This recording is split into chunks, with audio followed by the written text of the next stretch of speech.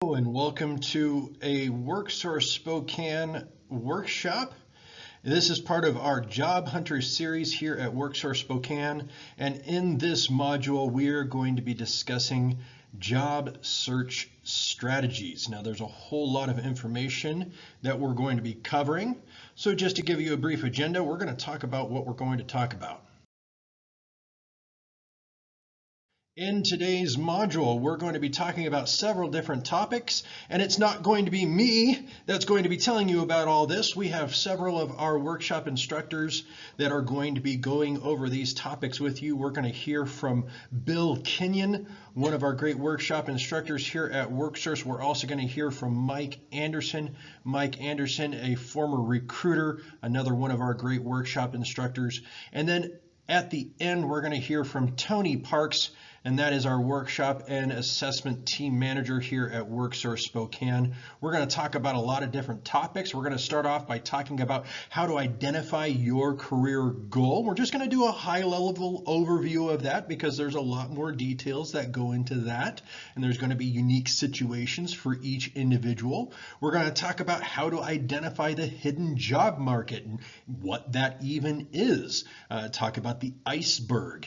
And you'll know what that means as we get into that. Bill's going to let you know about all that here a little bit later on. We're going to talk about your personal presentation and or pitch and what that means. Now, I don't call it a personal presentation. I call it an elevator pitch. You might also hear it by a couple of other names. Bill's going to give us some great information about that. And then we're going to talk about the employer's recruitment methods. The way you look for jobs and the way the employer looks for employees may not always align the exact same way every single time. So we're going to talk about what that looks like. We're going to be hearing from Mike about things like networking and social networking and how to get your name out there and get connected with other individuals, particularly HR managers, recruiters, people at companies, people that are going to be in the know about what jobs exist and how to get into those roles. And then finally, we're going to hear from Tony about how to organize your job search and what that looks like for you. And we're going to give you a couple of tools and methods that you might be able to use in your own personal job search to help better and enhance that search itself. When you're looking for work, doing job search, you might be able to get unemployment credit for doing a few job search activities a week. But if you really want a job, it's going to take a full-time commitment of your energy, your efforts, your enthusiasm, your creativity, your support network in order to be successful. So view job search as a full-time job. And like any job you have, you want to take it seriously and be strategic about what you're doing. And even though job search might be the lowest paying job you ever have and one of the most challenging, it's also one of the most strategically important to make sure you get where you need to be in your career advancement. So part of being strategic, really the beginning point of being strategic in job search, is identifying the right career goal, the right vocation for you. And that's going to need to start with who you are as a person. Now, WorkSource does offer a workshop called Skills and Abilities to help you take a deep dive look into you, what would fit you. But one of the tools we have to offer you in this process are some free online assessments, each of which take only about 15 minutes to conduct, to identify who you are in terms of what things would you enjoy doing at work or not. What things would you be very excellent at doing at work or not such a strength for you? And then ultimately, the last assessment we have to offer you here is what things does the job have to bring you other than the job itself to make you feel fulfilled, successful at work?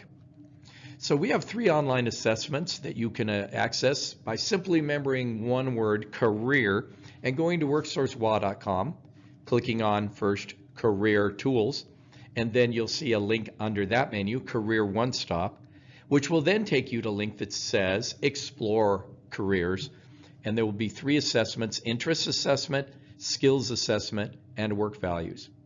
So skills assessment on a left to right scale, do you love it or hate it? Somewhere in between. Skills assessment, do you feel like you're a beginner, like a real novice in that task, or a much more advanced all the way up to being an expert? And interest assessment, do you love it or do you hate it, in a left to right scale in between? The work values assessment is a little different.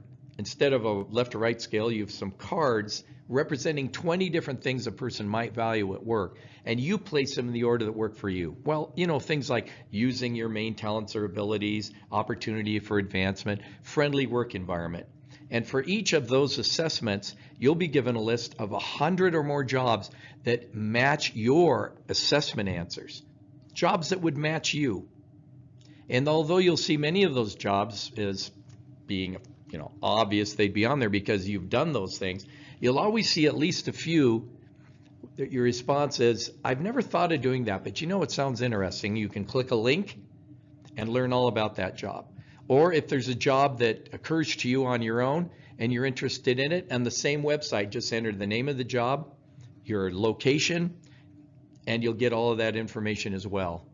Once you identify the occupation or vocation that's going to match you best, the next step is going to be identifying who would hire you to do that in your community.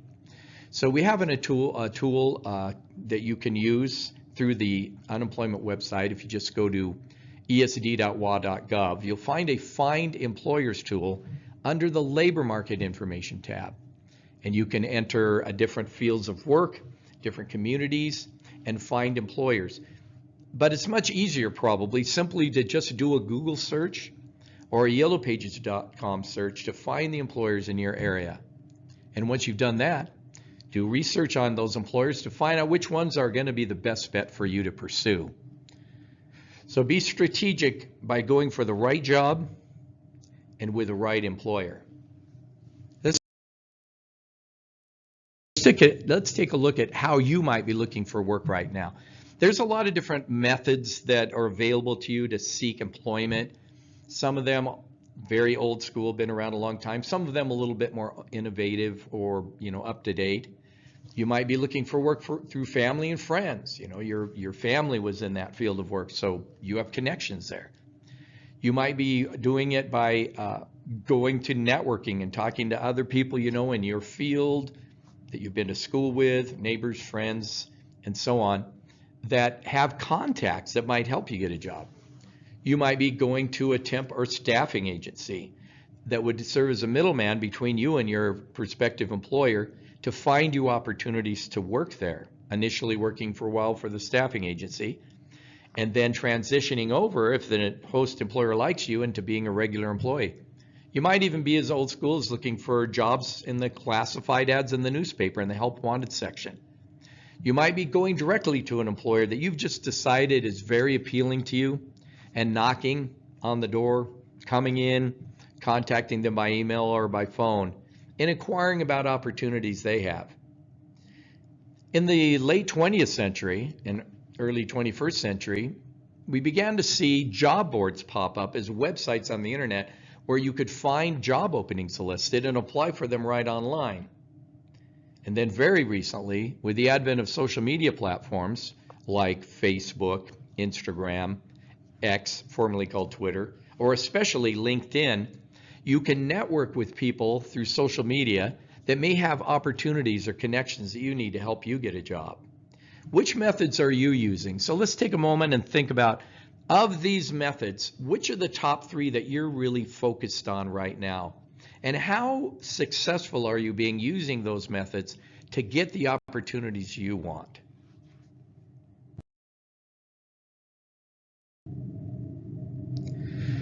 Once you think about your success rate and maybe deal with the frustration you might have of applying jobs that you really know you're well qualified for and never hearing anything back, maybe not getting an interview or getting an interview and not being hired, you can just feel like you're not making progress in your job search. And I think one of the main reasons that happens to folks is because they're missing out on where the majority of jobs are really found. Let's take a look at what we call the job market iceberg. It turns out that when people get a job, About 25% of the time, they got that job because they found an online job posting and applied to it. About 15% of the time, they got a job because a headhunter that, is a private talent recruitment agent who finds somebody that's got something to offer and then finds an employer interested in them, or recruiters who work directly for an employer to fill their vacancies are reaching out to people and helping them get the jobs they want. But that's only a total of 40% of all jobs, which means the majority of jobs are not found in those more traditional job hunting methods. About 45% of jobs tap into that age-old adage you're familiar with that says, getting a job is not so much about what you know, it's about whom you know. It's found through making relationships with people where you want to work. Ideally with your future boss, maybe secondarily with the team that works closely with them, so you become known and trusted by the people who have the ability to influence or even make the decision whether you get hired. And then 15% of the time, the people get a job simply because they were promoted from within. This would mean that to be successful in job search, tapping in to relationships where you want to work is going to be the biggest key for your success.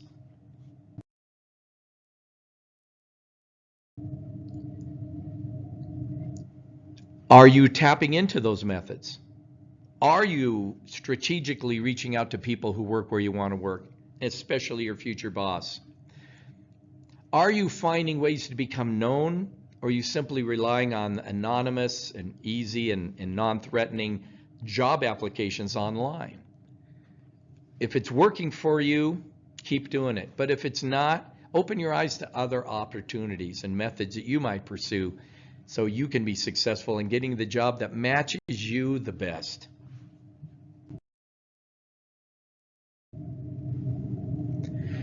One of the reasons why people experience frustration in their job search is because the way most job seekers look for work is not only poorly aligned with how employers are looking for talent, but actually with exactly the opposite priorities or focus. Notice this pyramid has the opposite preferences for employers or for job seekers. You see that most people who are looking for jobs, they're focused on advertisements and job boards, ads in the newspaper, possibly going to temp or recruitment agencies that are going to be able to place them in a temp to hire opportunity. They might even go so far as to connecting with other people in their fields, because I think it's very obvious to any of us that people in your town, in your field, are the ones most likely to know who's hiring in your town, in your field. So getting in those professional organizations is helpful. But you'll notice that employers start at the bottom of this pyramid. If they have an important role in their company, they're typically going to prefer to entrust that important role to someone they already know and trust through internal promotions, through lateral moves from a partner department, or even a competitive employer that they network with closely. Temps who come in through a staffing agency to work, consultants or contractors, known and trusted by them. The rule would generally be, if you've got something important to you and you can't find someone you know and trust to entrust it to, the next best choice is entrust it to someone recommended by someone you know and trust. That means referrals from existing staff in that team can be extremely influential in influencing the hiring manager to choose you. And then in between, we have just a kind of a general networking, word of mouth, what you hear through the grapevine. So be out there networking, be out there relating. But if you're just applying for jobs online or through staffing agencies, you're missing the hidden job market. Not just the vast majority of jobs, but also they tend to be the jobs with the best benefits, the best pay, and the best working condition, the most desirable jobs for you. If you're going to network your way to success, using people you know to meet people where you want to work, then we have some great tools to offer you to help you. Now, once you've identified your career goal, what's the optimum vocation for you, and you've identified the best employer or employers to pursue, the next step is to understand this whole process of job search is a sales job. And what you're selling as a job seeker is the proposition that you are the best person for them to hire, the best choice, the best value for them. Certainly, when you're selling anything, you've got advertising to call attention to what you have to your potential customers. Your potential customer here being your future boss. And your advertising would be your resume posted on worksourcewa.com or Indeed or another job board, the application that you send to the employer when you apply online, the resume that you bring by hand or email to an employer, your LinkedIn profile, advertising who you are. But once you hook an employer's attention, then you're not going to need to get in some way face-to-face with that employer to sell yourself through a sales pitch. You can advertise all kinds of products and services, but until you get in front of them to pitch them on why to buy the product, it's not going to happen. You need to be able to develop a sales pitch as a job seeker to explain what you have to benefit an employer and why they should hire you. So let's take a look at how to do a pitch, also called an elevator speech, 60-second commercial, a personal presentation. How do you do that effectively to convince the employer to make the decision to hire you?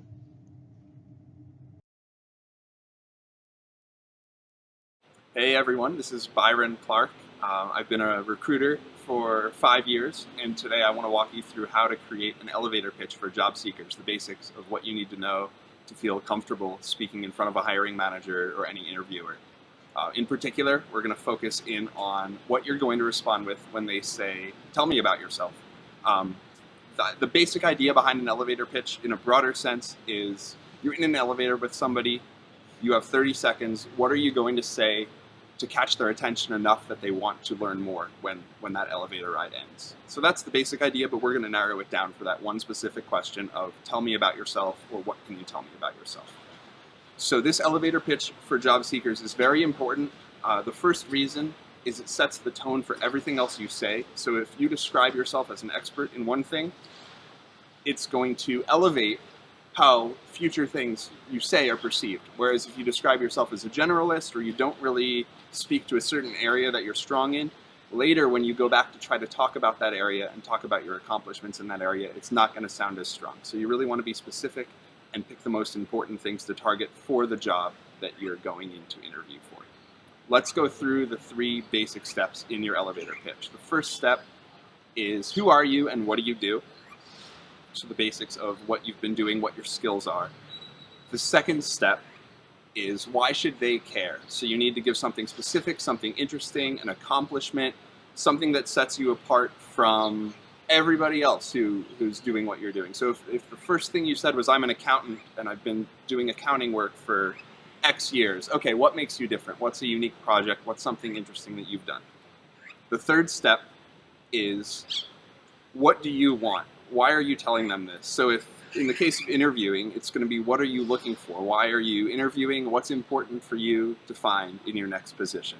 And it's really crucial for you to have something other than, well, I need a job, or I don't like my current job, or I'm unemployed right now, so I need to find something, or I have bills to pay. None of those are going to be impressive.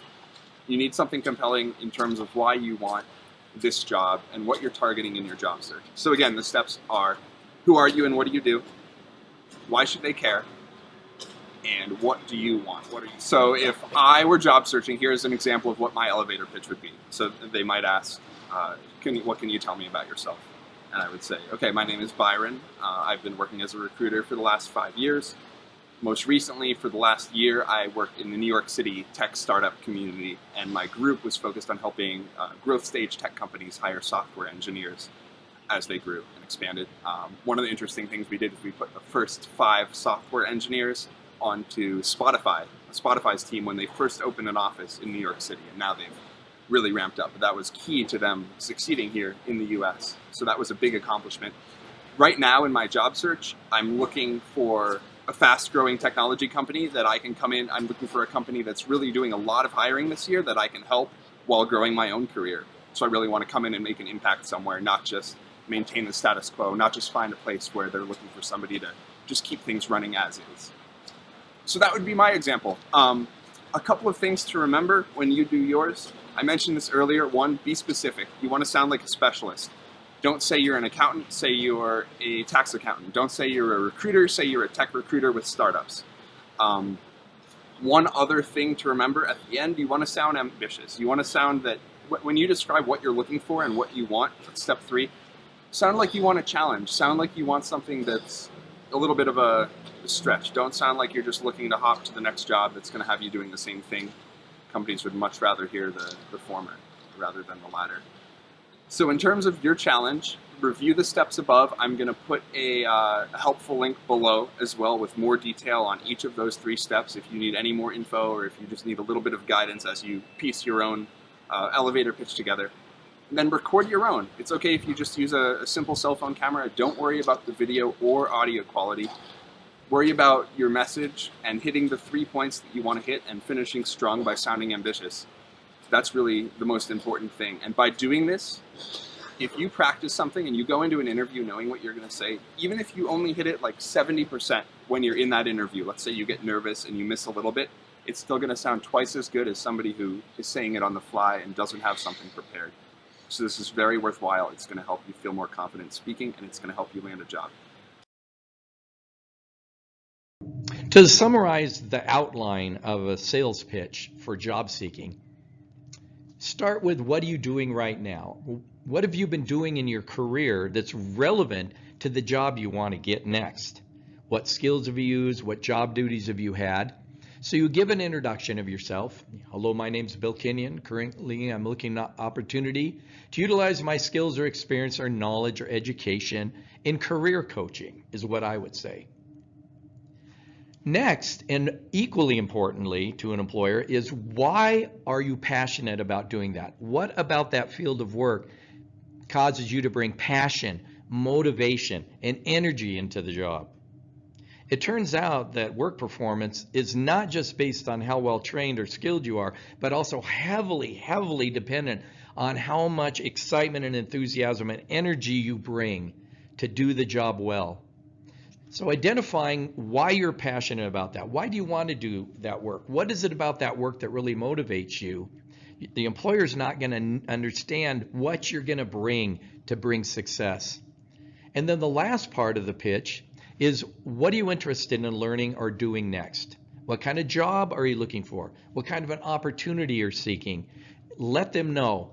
Let the people in your network know what you're looking for. Let the employer you're talking to at a job fair know what you're looking for. And ultimately in an interview, let that interviewee know exactly, that interviewing panel know exactly what it is that you want to do for them.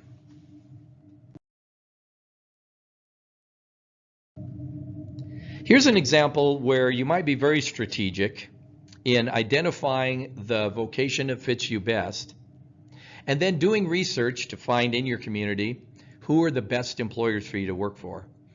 Finding that one employer that you really think is going to give you the best shot.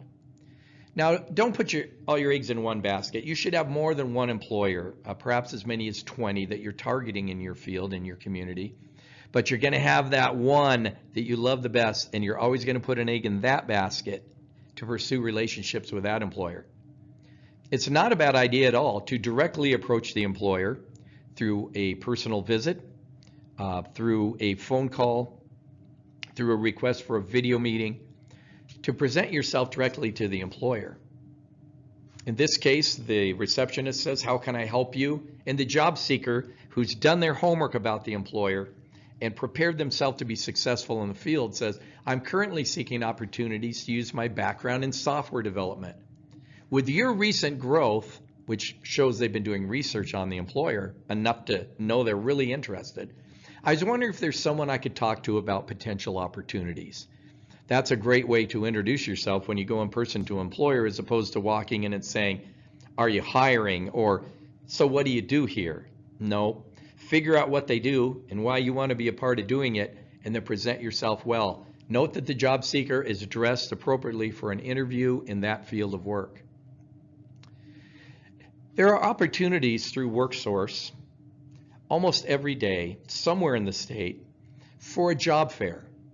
And what a job fair or a hiring event is an opportunity where employers plan to be together with you face to face to talk about what they need and what you have to offer. These job fairs can be in person or they can be virtual. Let's take a look at how you might deliver your pitch a little differently and a little more formally when you're talking to an employer at a job fair. Hi, the employer says. Hi, I'm Sam, the job seeker says. I'm a PR manager specializing in overseeing successful initiative launches. I find the work your PR team does to be innovative and refreshing, and I'd love the opportunity to put my experience to work for your company. So you've done your homework, you know who they are, you know what they're looking for, but what your job is in this meeting is to tell them what you have to offer them. On the other hand, practicing your pitch is an extremely helpful tool to just develop comfort and to eliminate some of the nervousness you might feel. Practice your pitch. And one place you can practice your pitch is just incidental contacts that you make in the community with people. Even if you're just going to the grocery store, as we see in the next slide, and the cashier or the courtesy clerk at the grocery store might ask you, to be friendly, what have you been doing lately? Well, let's take a look at how this job seeker responds to that question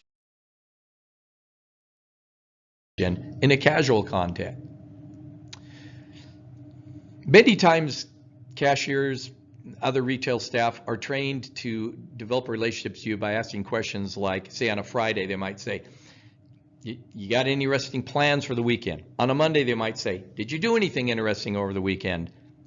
On a Wednesday, they might say, have you done anything interesting lately? And the job seeker comes back with, well, yes, I took some training at my local work source on how to get a job in my field. The retail clerk responds with what I call the golden question that often comes up when we meet a new person, and that's, so what do you do? And she responds with a very conversational, brief statement. I educate people on computer problems so they can avoid them in the future or resolve it themselves if it happens again. Very brief, sweet, to the point, prompting then the cashier in this case to ask more questions. Well, how do you do that? Now, don't assume just because someone works as a cashier in a grocery store that they don't have connections through a friendship or a romantic relationship or one of their relatives that would have an opportunity that might be relevant to your field.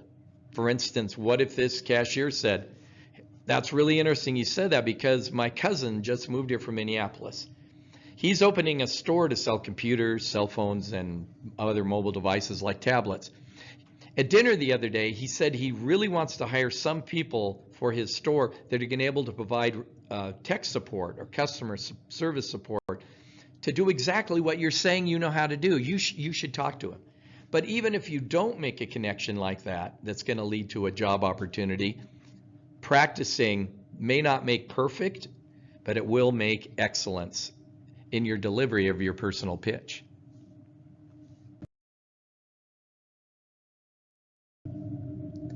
So let's summarize what we've talked about. Your pitch, your sales pitch, your presentation to an employer needs to begin with some background about who you are and what you have to offer, then move to you're passionate about it, and finally close with what exactly you're looking for right now. So this is this same job seeker from Ralph's grocery store that was talking to the cashier, but now she's going to deliver a more formal version of her pitch to someone at a job fair. So at a job fair, the employer says, hi, how can I help you? And she responds with, hello, my name's Sue Thornton. As a computer support specialist, I enjoy solving people's computer problems and educating them so they can feel empowered to resolve recurring problems in the future. I've heard you're currently looking for a user support professional. If you have time, I'd like to explore how my background may fit your needs. This is a way to make the connection for the employer between you, what you have to offer, and what they need.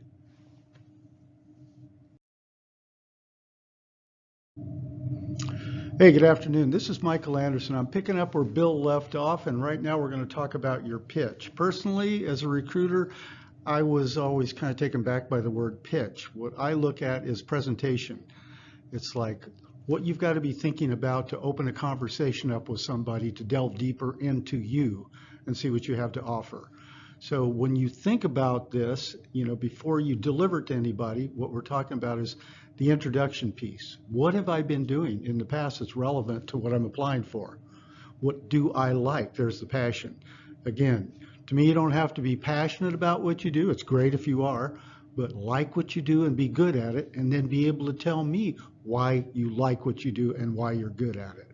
You got to start thinking about these things beforehand and putting together into a nice presentation to open a conversation so that they want to know more about you. I look at it like doing marketing. We don't do push. I'm not going to push all this information out on you, It's like you didn't ask for it, but I'm giving it to you. I'm going to give you enough relative to what I'm interested in and what you have to offer to pull you into a conversation. To me, that's the way this works. So you ask yourself, what am I seeking? You got to have a goal. You got to have a vision. You got to be fixed on something that's relative to the job that they have and what you're applying for, the culture, the management style, the product, the service, everything. Start formulating that so you can have a deeper conversation later. And now, business cards might be a little passé, but I have used them through the years. I was a recruiter for 20 years. I've owned a couple of small businesses, a coffee shop and a bookstore. And I always carried, no matter what I was doing, a business card on me. A couple examples. I would have my bookstore business card, and I'd go around to other independent bookstores, and I'd talk to the people that are giving the customer service, that are helping me. And when I found people that I really liked, I'd give them my card with my contact information on it and say, if you would like to, think about maybe moving away from the job you have into something I have, give me a call. Let's reach out. Coffee shop, same way. I drive through. If I got really good customer service, I'd leave them my card and I'd say, if you would be interested in moving on to something else, please give me a call and we can talk. I hired 5 people in my coffee shop and 2 in my bookstore that way. As a recruiter, I always had it on me everywhere I went. It said recruiter Mick, that's what I went by. It said I was a recruiter, contact information on the front, website, LinkedIn, my cell phone, all of that, my email. And then on the flip side, companies I recruited for that were noteworthy and positions that I recruited for. You never know when you're going to get into a conversation with somebody that goes, oh, do you have, and you go, yeah, right here. I may not have a resume, but I got a mini one right here that I'll hand you. Connections. When you talk to people here, especially here in Spokane County, when we talk to the employers, when I worked on that team, where did you find your job? Most of them found their job through networking. Who do I know, or who do I know that knows somebody in one of these companies that I'm looking at? You've got friends. Friends, colleagues, family. You could be at reunions, you could be at weddings, you could be at birthdays, and you're talking to somebody. What is it that we always say? Hi, my name's Mike. And they say, oh, I'm so-and-so. I say, oh, great. What do you do? Why we identify with what we do, I don't know, but that's the way the conversations generally go. And then you tell them, and they say, what do you do? Well, right now, I'm kind of looking for an opportunity in, software development, doing this, or this. Know where you're going, be very concise, don't beat them to death with a bunch of information, but just give them enough that if they engaged in conversation with somebody else later on the day or week and they said, boy, I'm really looking for somebody, you go, I remember talking to so-and-so. Friends, same thing, colleagues, even if they weren't direct colleagues, right, that you worked with, they might have been people that do know you within the organization. Maybe you worked in accounts payable and you worked with a bunch of vendors and now you're out looking for work. And you go, there's all those vendors that I work with. Let me get a hold of them and see, do you know anybody? Classmates, all over the place. I took an online course about 1.5 years ago and there were 30 people in it. And about a dozen of us keep in contact still today, and we ask for referrals. Okay, it was very specific training and the needs are very specific, but I could get a hold of those people today if I needed somebody with those skills and probably get a referral. So don't discount all the people that you've taken, classes with. I was kidding earlier when I was saying this would be my daughter telling me it's all about me, Dad. And it is.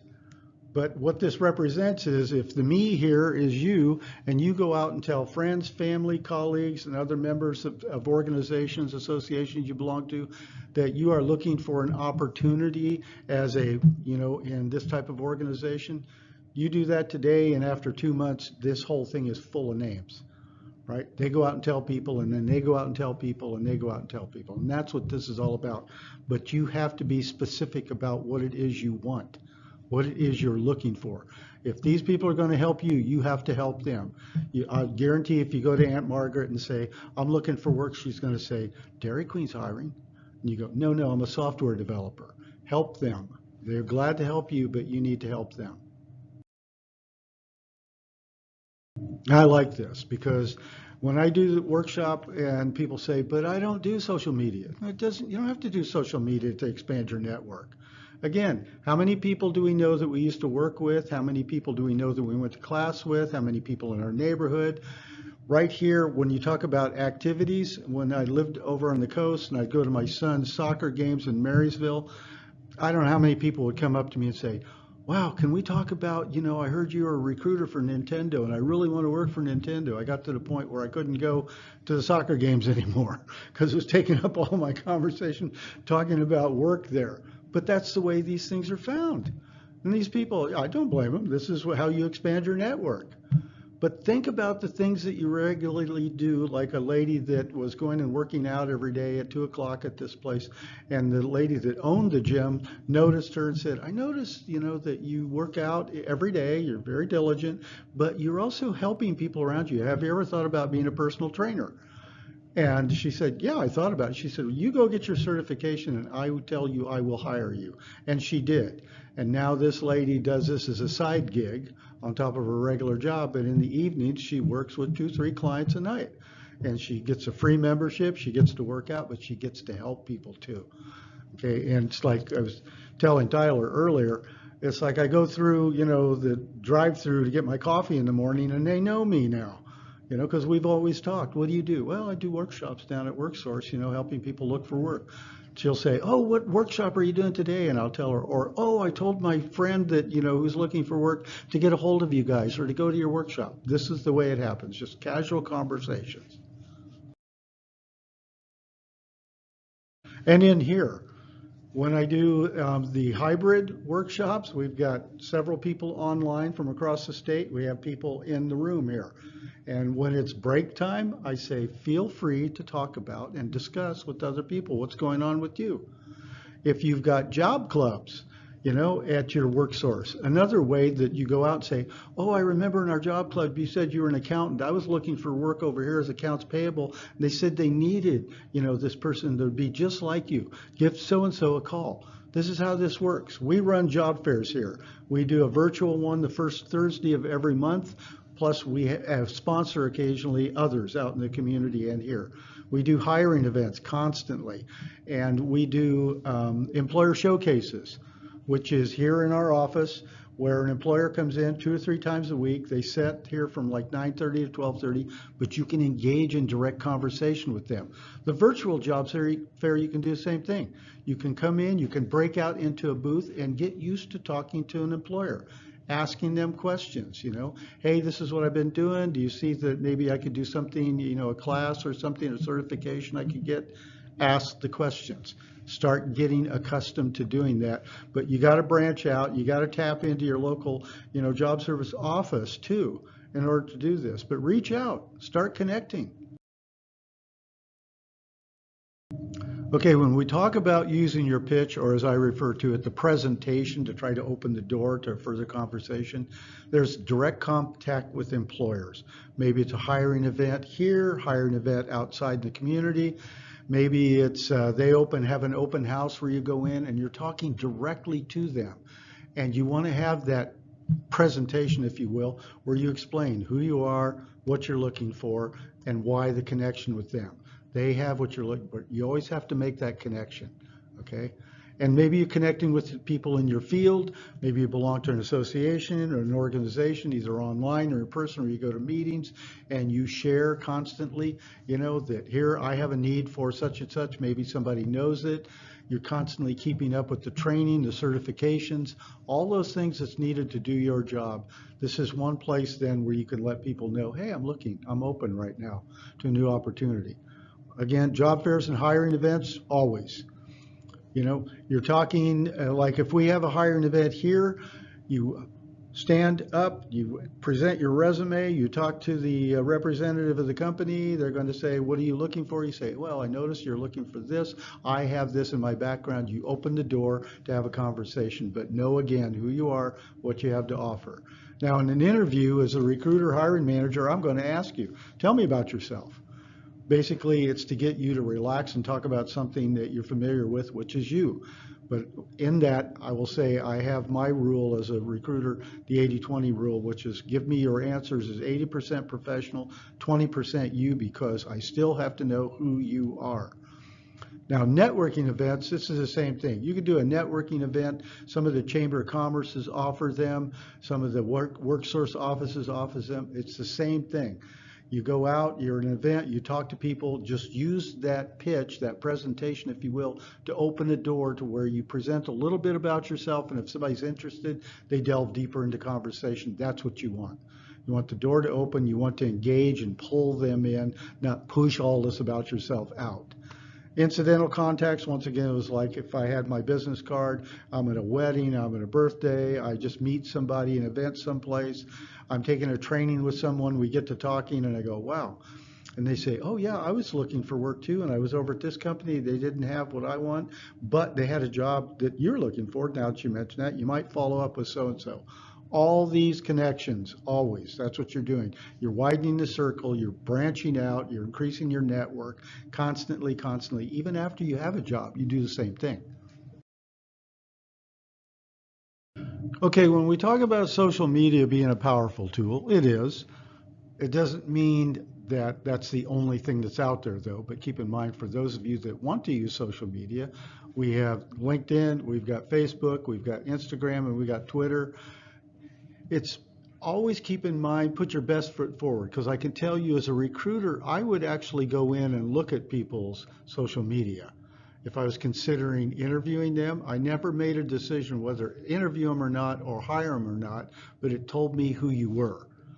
So if we're talking about consistency of information that you're sharing through this whole hiring process, that includes me going into your social media and seeing who you are and making sure what you're telling me in an interview or on your resume matches up with what you're saying on your social media. So if you tell me I'm this positive, flexible, easy to get along with person, and I go into social media and see in Facebook where you do nothing but trash your past employer, guess what? That's not consistent information.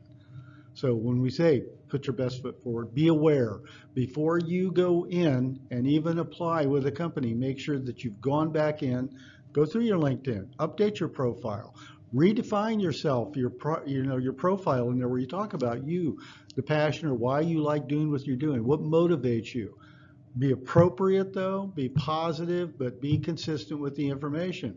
And then we use them too to expand our network, because I can go into Facebook right now and I could open up Facebook and see there's a group that's called Spokane Has Jobs.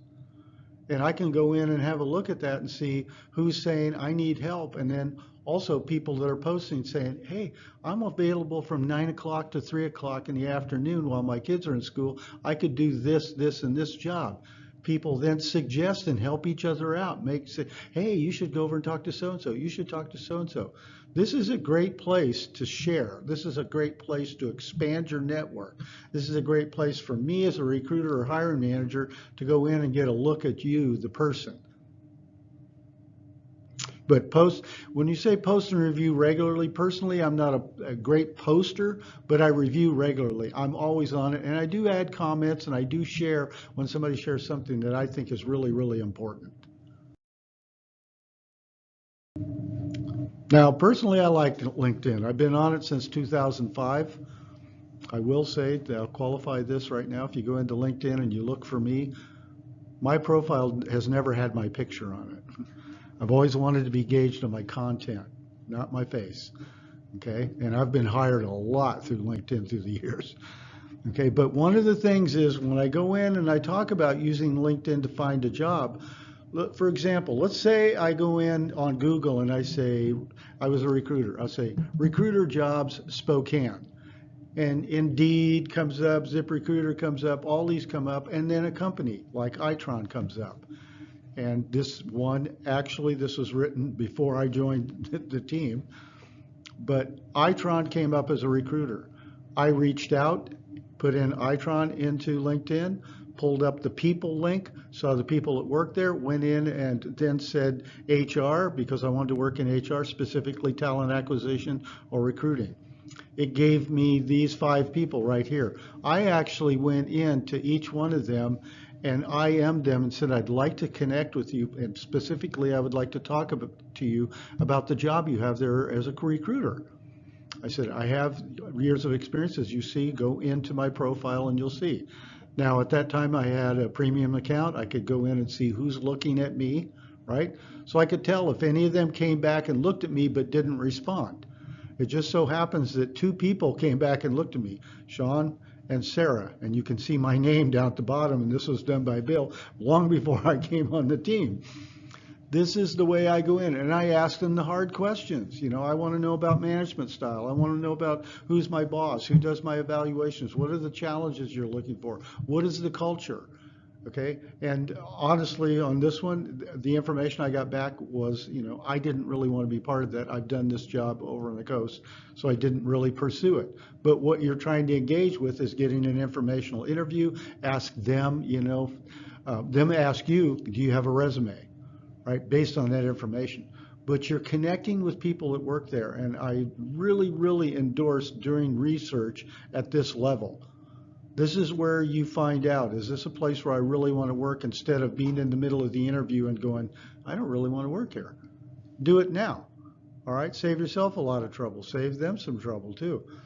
But you know, you can join groups within LinkedIn. I belong to several on recruiting, and follow influencers. Seriously, if I go in, well, you go in and look at my profile, you see who I'm following, you can tell who I am right off.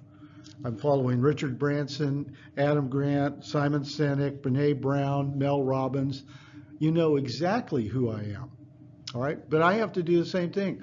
I go in then and see who they're following, who their influencers are, what groups they belong to, and other companies that match up to them that might be competition. But this is a great place for you to do your research.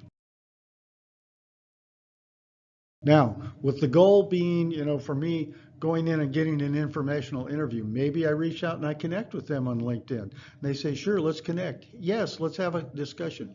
Or I go in on Google and find them on a company directory, which you can do anymore. You can find this pretty much anywhere. Or I meet them at a hiring event, you know, or at a social event. And we say, hey, I'd really like to follow up with this more. Would you be okay with meeting with me for 20 or 30 minutes? And they go, yeah, I got 20 minutes. You know, either talk on the phone or come in, however they want to do it. So you schedule a time with them.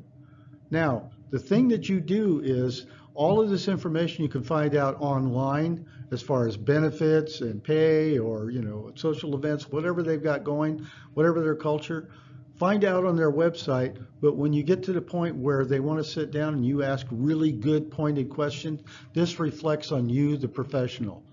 The questions you ask tell them who you are. So make them pointed, make them about day to day, the prioritization, the challenges they're going through. Give me a typical day, but honor the time limit.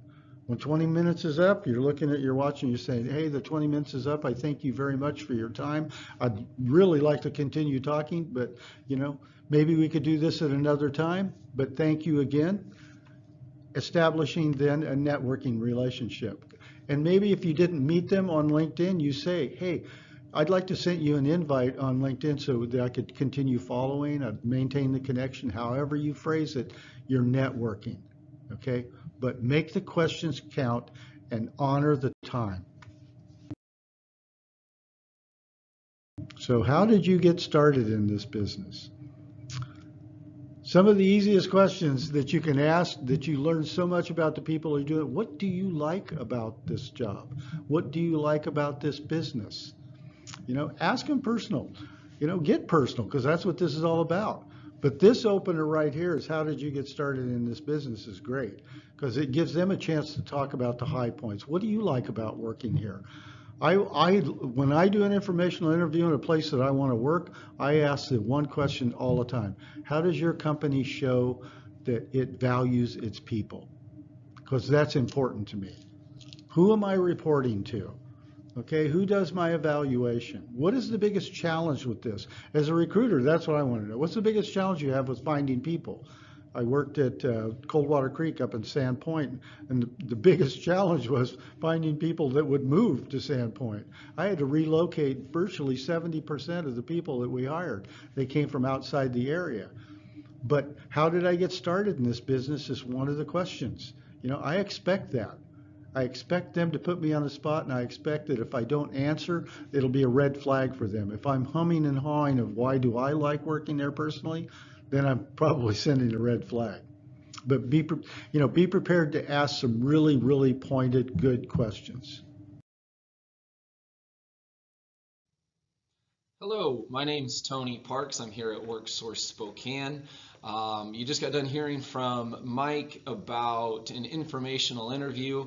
And an important thing to consider if you're being strategic in your job search is, well, first of all, how exactly do you find those people to reach out to for those informational interviews?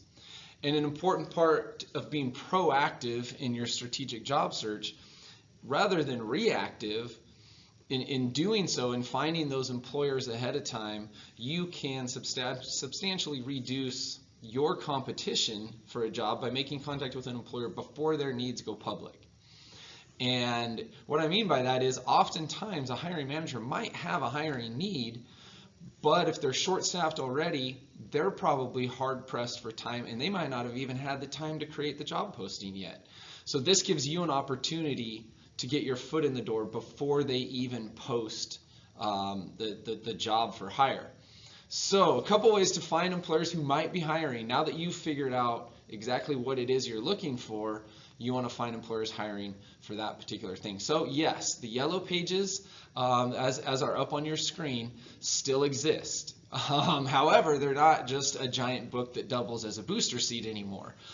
They're found right there on your trusty phone or computer or wherever you want, just at yellowpages.com. If you go into yellowpages.com, you're going to have a field you can put in your city to help narrow your search. And then just put in whatever it is you might be looking for. The example we have on your screen is dog groomers.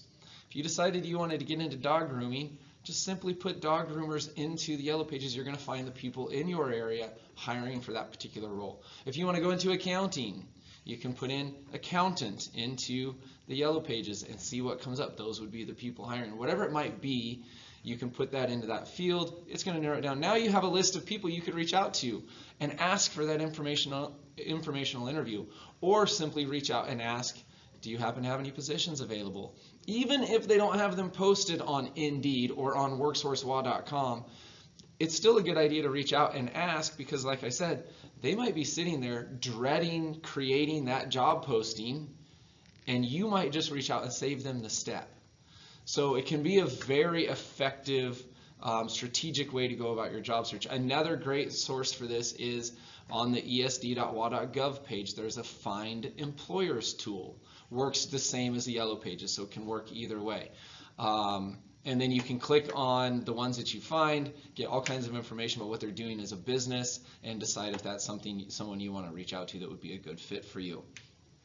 So these are ways that you can just be strategic and targeted in your job search and maybe help get yourself ahead of your competition.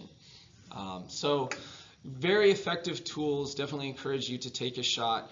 And you can reach out a lot of ways. You can find their address and go knock on their door and introduce yourself. You can give them a call. You can even find an email address on these resources and send an email. Whatever you're most comfortable with.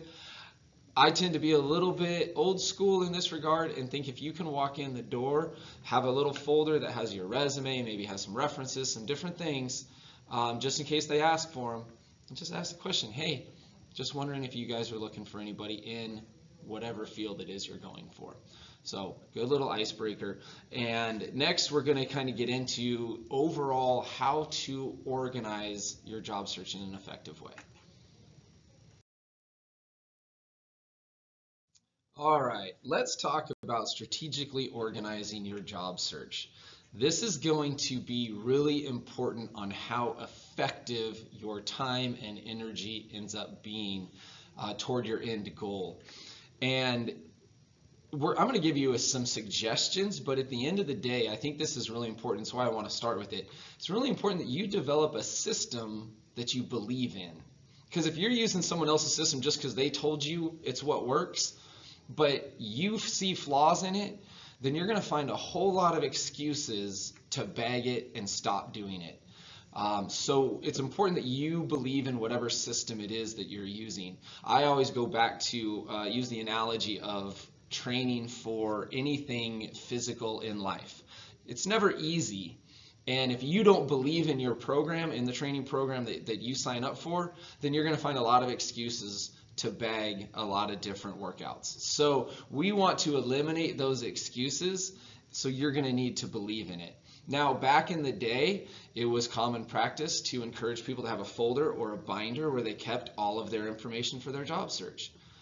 I think the more modern way to do it is using your computer, laptop, or phone and creating a file in there to keep everything. This is where I strongly urge people to get away from just using their phone in job search and actually use a laptop or desktop, because to me, in my opinion, the file storage is just easier to maneuver. So what you're going to want to do, what I recommend, you have a file on your desktop that's just dedicated to everything job search. And within that folder, you're going to have other folders that are going to have like your resume, your master application. A lot of versions of your resume. And if you don't know what I mean by that, you really need to look into our resumes workshop. And because you're going to want a targeted resume for each job that you're applying for. I don't want to go too far down that path because that's a whole different workshop. But you're going to have one of those files in there. You're going to have a file for every employer possibly every employer you've applied to. But you're going to want something to keep track of all of your job search contacts, where you're storing your cover letter, your resume, your master application, and anything else job search related. So keeping all of that organized is also, it's not just going to make you more effective, it's going to save you a lot of time. Because if you have to recreate every time you're filling out, say, a job application online, if you're recreating that information every single time, it's going to be very time consuming. Whereas if you have it all stored in one place, you know exactly where it is, you can simply copy and paste information from one place to another. So you're going to be copying rather than creating. It's going to save you a lot of time. Now, once you get those files created, I'm not going to say they have to stay that way.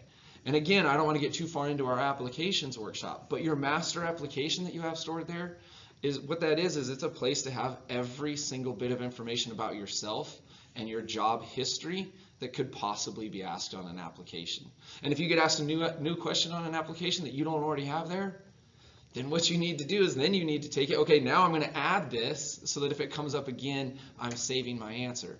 The other reason this is very valuable is because if you think of a way you've been answering the same question over and over again on an application, all of a sudden you think, oh, I should include this. Now you can edit that master application. And I always say over time what your master application becomes is it becomes a masterpiece, because you're constantly editing, you're constantly improving your answers to questions, making them maybe more succinct and more effective through the language that you're using. So whatever it is that you come up with, it is important that you have a plan. Each week, I always say on Friday, you should know what you're doing on Monday, Tuesday, Wednesday, Thursday, and Friday of the next week. So have those things planned out. And again, because if you don't, then if your plan was to, at 8 a.m. on Monday morning, I'm going to spend 2 hours online finding jobs. Then from 10 to noon, I'm going to spend some time actually applying to those jobs. But if you don't have that all planned out, then when 8 o'clock rolls around, you're going to be like, well, I could probably push that till 9. And now your whole day just got pushed back an hour. And then you're going to take a longer lunch break because it's not planned out. And then you're going to find all these excuses to push things, and it's just not going to be as effective. So strongly encourage you to have a plan for your week. Strongly encourage you to have a plan for where to store all of your information, because it's just going to make your overall job search that much more effective. All right, this is where we're going to talk a little bit about kind of the job seeker mindset, because if you're out there in the hunt, there's a lot of things, a lot of, as it says, stepping stones or barriers or things that can get in the way or be discouraging. And your success in your job search is really going to come down to how you view those things that get in your way, because it's real easy to get down, depressed, mad, all the different emotions over the things that get in your way, because this is important, right? This is our livelihood. And when those things get in the way, we see it as a threat to ourselves, a threat to our livelihood. But at the end of the day, whatever it is that comes up, it's just something that's there to be overcome. And so whatever those are, whatever those things are that are getting in your way, I always tell people, I give people permission to, I call it sit in the suck. Okay, when those things come up, it's okay to sit in the suck, but you have to limit that. As those things come up, they're unexpected, you couldn't have seen them coming, but they've happened. It's awful. So allow yourself to sit in the suck, but at some point, you have to say, okay, I've sat in it, and now I need to start coming up with a plan to get over it. And whatever it may be. And here's the thing, if the plan isn't coming to you, if the solution isn't coming to you, that's what we're here for, you guys. Reach out to your local work source, ask to meet with a career coach, let them know what it is that's getting in your way, and let them help you develop a plan to overcome it. And then once you do, that's the best part, is then once you have that obstacle, then once you overcome that obstacle, and maybe with a little help, that's fine, but you still got to take the pride in having not let it get in your way. Because that's just the best jobs out there, they usually don't come easy. They usually come with some obstacles, some strategic planning that had to be involved to get your foot in the door. So we really wanted to incorporate this slide in this moment in this workshop because we understand there's going to be people listening who are in the middle of some of those obstacles. And while the obstacles, what they could be, that's limitless. So we can't go into the solution for every single one. But be intentional about it. When you recognize them, come up with a plan or seek some help for a plan. And then once you get over it, that feeling is going to be worth it. It's going to be rewarding, and you can move on to the next thing. All right, so in review today, we've covered a lot of information, but just wanted to kind of run through what all we've covered. And Bill and Mike kind of started out talking about the importance of identifying your career goal so that you can target your search. They got into that hidden job market part, which is really important to know and be aware of, because if you're not aware that that hidden market is out there, then you can't do anything strategically to go after it. And then we got into the personal pitch, which is going to be a tool that you really should be using throughout every interaction in life. If you see an opportunity, it could be a short pitch for a quick opportunity to just kind of let someone know about your situation. It could be a longer one for if you're at a job fair, or an even longer one, say, if you get an informational interview. But having that planned out ahead of time is going to be vital, knowing what you're going to say given the opportunity. And then we took a dive into employer recruitment methods, because to be successful in your job search, you need to know what an employer is looking for and how they're thinking and what their intention is and the way that they prefer to do their hiring, so that we can try to come in alignment with that as much as possible. And then the networking and social networking. Now, I'm sorry I didn't get to talk more about this. This one is my passion when we talk about networking. But I'm sure Bill and Mike did a great job of that. And it is, in my opinion, even more valuable than Indeed and WorkSource WA, is getting out there, meeting people, talking about your situation, because I do firmly believe that humans innately want to help other humans. So if you can talk about your needs in a way that doesn't make you sound needy, okay, but maybe eager, those are two very different things, it can be a very effective way to come up with the next connection leading to your next opportunity. And then I came in and just kind of talked about overall organizing your job search, being strategic about it, and that's kind of the message that we wanted to leave you guys with, especially the obstacles message. Whatever it is that comes up, just know that it's not insurmountable, and with some help and some teamwork, you can get through it. All right, at the end of any great workshop, there needs to be a call to action for some next steps. And so some next steps in your job search should definitely include our other workshops. We have some of them listed here on the screen. These are all very valuable in your job search, and obviously we cover them by topic. If you see anything in there that you think would be helpful for you, we encourage you to seek those out. We also offer a variety of other workshops. If you want to see where all of our offerings are, you can go to worksourcespokane.com/events. We have a full calendar, a monthly calendar on there that has everything that we offer. You can click on it, get a description of what it's about and how to take it. Some of them are offered on modules, much like this one. Some of them are offered with a live instructor, with people tuning in both from home and from in the office. We call those our hybrid style workshops. And some of the ones that weren't listed there that have been very popular, we have a whole workshop just on developing a growth mindset. Oftentimes when we're unemployed, we can find ourselves in more of a fixed mindset, and that workshop's all about that shift. Another one, overcoming ageism, has been very popular, and we have a whole series of digital literacy workshops if you need to brush up on your digital literacy skills, which you've probably already seen because you made your way to this module. And then once you get some general information from our workshops, then the important next step is to take a deeper dive into your personal specific situation, is to reach out to a career coach at your local WorkSource. Just give your local WorkSource a call, say, I'd like to schedule a time to meet with somebody one-on-one to talk about my situation, and they can make that appointment for you. You can, in a lot of offices across the state, you can just do it by phone. You can do it virtually, kind of like a Zoom meeting, or you can show up in person. In a lot of offices, you have all three of those options. So that's an important part, because in these workshops, we're giving you a lot of very general information. And to take a deep dive into your specific, everybody's unique, and to take a deep dive into your specific needs, it's important to meet with somebody one-on-one and take that dive.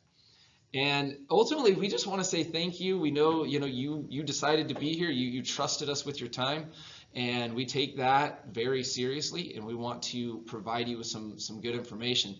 And this is where I want to ask, if there's anything that you think we could do better with these workshops. We take all of that feedback, and then as we start developing new or updating our workshops, we take all that feedback very seriously. So please let us know if there's anything that we can do to make this content better and more valuable for you. Ultimately, I just want to say thank you and good luck out there.